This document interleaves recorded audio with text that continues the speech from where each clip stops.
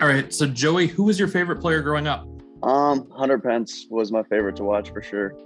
That was really cool with all the like draft comps and stuff I got with him. So that was awesome for me. What's the best piece of advice you ever received? Swing hard in case you hit it. Who's a pitcher you really want to face someday? Verlander. He was, I was a big Tigers fan growing up, so that'd be awesome. What's the best thing about Zebulon, North Carolina? The fans. That was really cool. Just kind of the whole atmosphere there. I feel like they embraced me pretty well, so that was awesome being there. If you were an infielder, what position would you play? Probably third. I feel like I'd probably profile at third the best.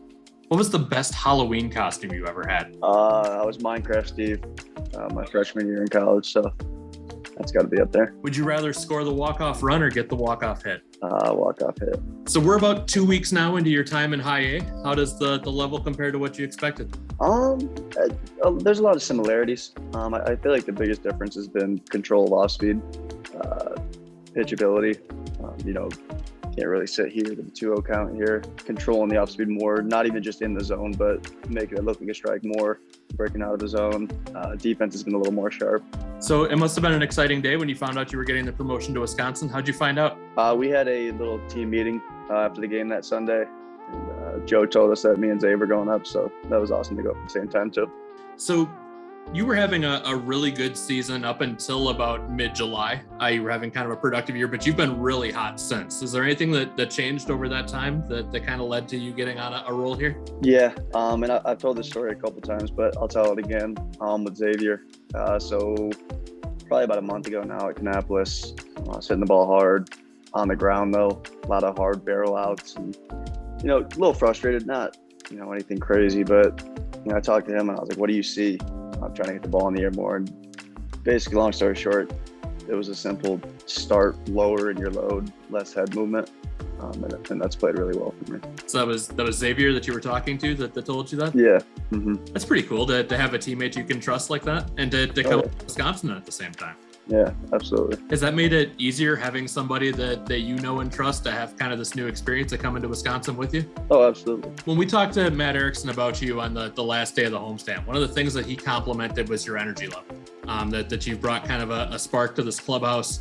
But you're also in the middle of a really long season. How do you keep your energy level so high through all of the ups and downs of a really long baseball season? A lot of perspective. Just knowing I get to play baseball every day. As much as, the season can kind of drag on, just be where your feet are. And we got, I don't even know how many games we got left, but it's kind of winding down. And I know the second it's over, I'm going to miss it and be ready for next year. So just going on and competing every day. So you're living the dream, kind of getting to play baseball every day, but it has been a long season. This has to be the longest season of your life. How are you feeling at this point? Yeah, I'm feeling fine. And I think it's kind of underappreciated for college guys, but we play 60 games and then we go right out to Southern Ball and play another 60. So I feel like we get more games than we might get credit for beginning college. So last year, just about everybody had a weird experience in one way or another last year. But in your draft season, you go and play indie ball in the United Shore League. How was that experience? That was great. That was big for me. Refining my, going from a leg kick to a toe tap and, changing some other swing mechanics. So it wasn't the results I wanted, but that's not what I was there for at all. So it was really good for me. Yeah. How do you determine, when you're in indie ball, and I know you're in touch with folks from the Brewers organization but how do you make sure you're meeting your goals down there? How do you make sure you're doing what you need to do when you're kind of in an environment where you're on your own? Yeah, it's just personal feel. And I feel like I was doing something different at the plate every day.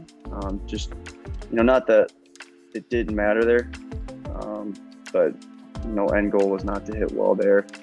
It was to find some new feels, see what I can do with the new load, new swing, new everything. So just preparing myself. Now, we have seen your arm a few times already as a Timber Rattler, seen you throw from the outfield, but I saw on your baseball reference page that you pitched a couple times in college. Can you give me a scouting report on Joey Wiemer, the pitcher? I was not refined on the mound at all. Throw hard, get off speed, but I lacked control, I won't lie. But it's just something that, it was kind of fun.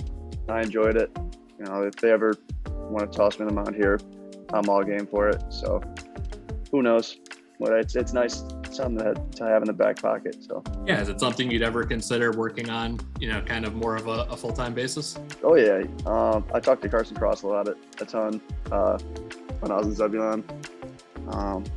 It's fun. It's definitely more fun pitching than hitting, just because as a hitter, how hard it is, and I feel like that carries on to the mound, where all you got to do is put it there, really, and hitters will get themselves out at least 7 out of 10 times. So you've got a few weeks left in the High A Central League season. What are your goals for the rest of the way? I don't really like setting number goals, because that makes you chase. So I just be where my feet are every day, pitch by pitch.